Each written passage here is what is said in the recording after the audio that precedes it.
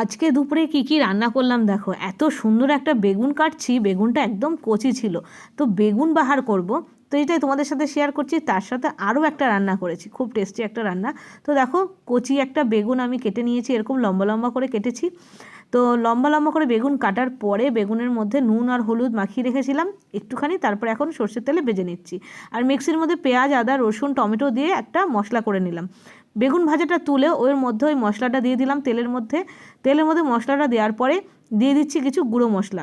গুঁড়ো মশলার মধ্যে যেমন নর্মাল নুন, হলুদ, লঙ্কার গুঁড়োটা পছন্দের মতন দেবে, তার সাথে জিরের গুঁড়ো আর একটুখানি ধনের গুঁড়ো।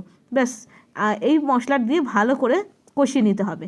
আর পেঁয়াজ, আদা, রসুন, টমেটোটা যদি ভালো করে বেটে নাও না মিক্সিতে, তাহলে বেশ ভালো হয়, বেগুনের মধ্যে মশলাটা ঢুকে যায়। তো দেখো, এদিকে আমার সুন্দরভাবে তেল ছেড়ে দিয়েছে মশলার থেকে। তারপরে মিক্সিটা ধুয়ে একটু জল দিয়ে দিলাম, পরিমাণ মতন জল দেবে যেরকম পছন্দ, তবে এটা গামাখা গামাখাই হবে। ব্যাস, তারপরে ভেজে রাখা বেগুনগুলো দিয়ে একটু ফুটিয়ে নিলেই কিন্তু তোমার এই বেগুন বাহার একেবারে রেডি। গরম ভাতের সাথে না দারুণ লাগে। আর তার সাথে আরেকটা টেস্টি পদ রান্না করেছি, যেটা হচ্ছে পাবদা মাছ। দেখে বুঝতেই পারছো পাবদা মাছ খেতে কে কে ভালোবাসো তোমরা আমার মতো। আজকে করেছি আমি সর্ষে পাবদা, এত টেস্টি হয়েছিল, এখনই আমার জিভে জল চলে এসছে।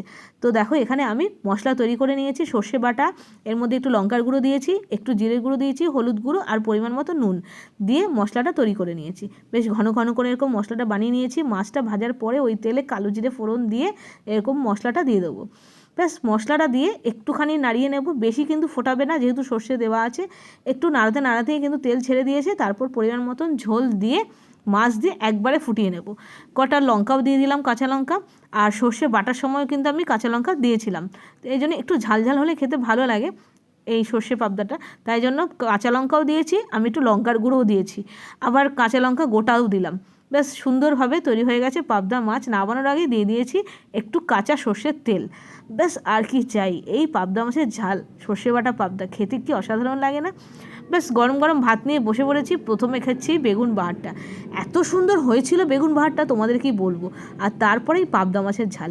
এই ছিল আজকে আমাদের দুপুরের রান্না। তো কেমন হয়েছে বলো। এটা কিন্তু রবিবারের মেনু ছিল।